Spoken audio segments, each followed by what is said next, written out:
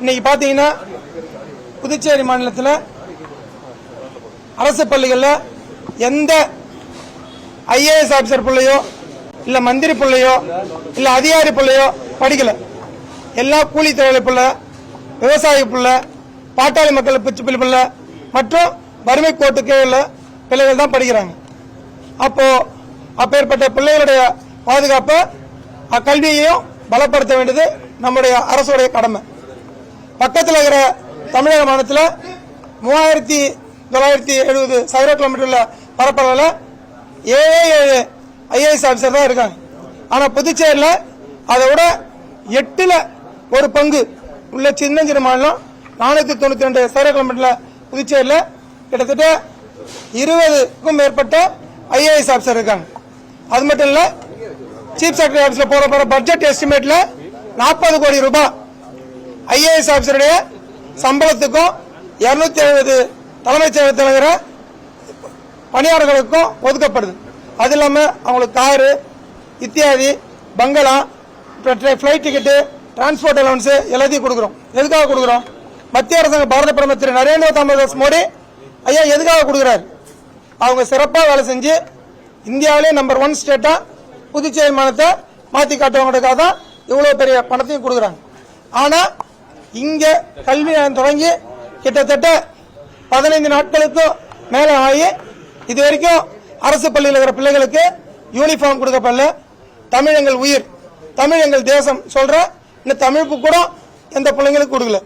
அதே போல ID card கொடுக்கல, மாணவர்களுக்கு தேவையான எதுவுமே கொடுக்கல.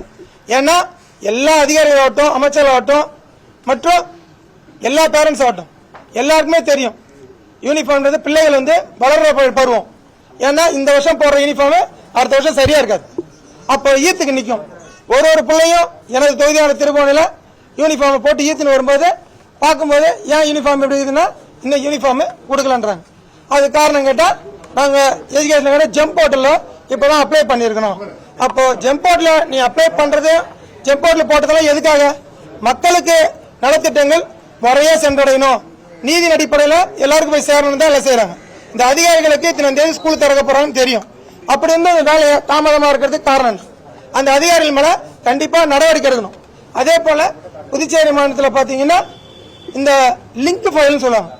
ஒரு ஐஏஎஸ் ஆபிசர் சீஃப் ஆபிசரா மாற்றல போனாலும் சரி, லீவ்ல போனாலும் சரி, ஏதோ ஃபங்க்ஷன் போனாலும் சரி, அந்த ஃபைல் முறையா தலைமைச் செயலர் இங்க சீஃப் செக்ரட்டரி சிஎம் காட்டி அனுமதி பெற்று தான் அதை மாற்றணும். அப்பதான் முதலமைச்சர் அவர்களுக்கு எந்த செக்ரட்டரி வேலை செய்யறாரு, எந்த செக்ரட்டரி லீவ்ல போயிருக்காரு, எந்த செக்ரட்டரி எங்க இருக்காருன்றதெல்லாம் முதலமைச்சருடைய பார்வைக்கு தெரியும். முதலமைச்சருக்கு ஐயா அதே போல இங்க வர தலைமைச் செயலருக்கு தமிழ் தெரியல, முதலமைச்சருக்கு ஹிந்தி தெரியல. ரெண்டுத்துக்கும் ஒரு தலைமைச் செயலர் இங்க வர்றாருன்னா அவருடைய பிஎஸ் கூட்டு தான் சிஎம் பார்த்துட்டு போகணும். அப்பதான் 2 பேருக்குள்ள ஒரு சுமூகமான ஒரு என்ன பேசணும். சிஎம் ஒரு தலையை அட்டு போயிடுறாரு. என்ன புரிஞ்சுக்கினாருன்னு தலைமைச் செயலருக்கும் தெரியல. அவர் புரிஞ்சுக்கினாரான்ட்டு நம்ம முதலமைச்சருக்கெல்லாம் கண்டுபிடிக்க முடியாது. ஏன்னா மொழி ப்ராப்ளம். அப்போ தலைமைச் செயலர் இங்க வரேன்னா நீ மட்டும் தனியா மாப்ப விட கிடையாது வந்துட்டு போறதுக்கு. நேரம் நீ வரணும் பிஎஸ் கூட்டு என்ன ஏதுன்னு விளக்கிட்டு போகணும். லிங்க் ஃபைல் முறையா முதலமைச்சர் கையில வந்தாதான் முதலமைச்சரால யாருக்கு லீவ் கொடுக்கணும். எல்லா ஐஏஎஸ் ஆபிசரும் லீவ் போட்டு என்ஜாய் பண்ணிருந்தா யார் எங்க பிள்ளைங்கள இது கொடுக்குறது? அதே போல கல்விக்கண் திறந்த காமராஜர் பிறந்த புண்ணிய பூமியில அதுவும் புதுச்சேரி மாநிலத்தில் காமராஜருடைய மறுபிறப்புன்னு சொல்ற நம்முடைய முதலமைச்சர் இருக்கிற கல்வித்துறையில இது வரைக்கும் ஒரு இயக்குனர் நிரப்பப்படல. அந்த இயக்குனர் எங்கன்னு சொல்லிட்டு நேற்று போய் தேடி பார்த்தா இயக்குனரே இங்க போடலன்றாங்க. அப்ப இயக்குனர் எவ்வளவு ஒரு முக்கியமான துறை இருக்கிறதுலே பாத்தீங்கன்னா கல்வித்துறை ஒரு முக்கியமான துறை. அந்த துறையை ஒரு இயக்குனர்ல புதுச்சேரி அரசுக்கு ரொம்ப ரொம்ப ரொம்ப சரியில்லை. ஏன்னா எந்த ஒரு பணக்காரன் ஓட்டு போட்டோ ஒரு அரசு வராது, ஏழைகள் ஓட்டு போட்டாதான் அந்த அரசு வரும். அப்பேற்பட்ட ஏழைகள் ஓட்டு போட்டு இந்த அரசை கொண்டு வந்துக்கிறாங்க. எனவே ஏழை பிள்ளைகள் படிக்கிற அரசு பள்ளியில உடனடியா இந்த வாரத்துக்குள்ளேயே யூனிஃபார்ம் கொடுக்கப்படணும், எல்லா பள்ளி புத்தகம் கொடுக்கப்படணும். எல்லாத்தையும் முதலமைச்சர் அவர்கள் கண்டிப்பா செய்வார்னு நம்புறோம். அதே போல இங்க டேட்டை குறிப்பிடும் போது எப்படி ஒரு பிரைவேட் ஸ்கூல்ல 5வது கூட படிக்காதவன் கரெக்டா அந்த லீவு நாள்லயே கூப்பிட்டு பிள்ளைங்களுக்கு யூனிஃபார்ம் கொடுத்து புக்கை கொடுத்து கரெக்டா ஸ்கூலுக்கு கூப்பிட்டு கரெக்டா பண்றாங்க. இப்போ 15 நாள் கடந்துருச்சு. இது வரைக்கும் அந்த பிள்ளைங்களுக்கு புக்கு போல யூனிஃபார்ம் போலன்னா அந்த பிள்ளை எப்படி காம்படிஷன் பண்ணும்?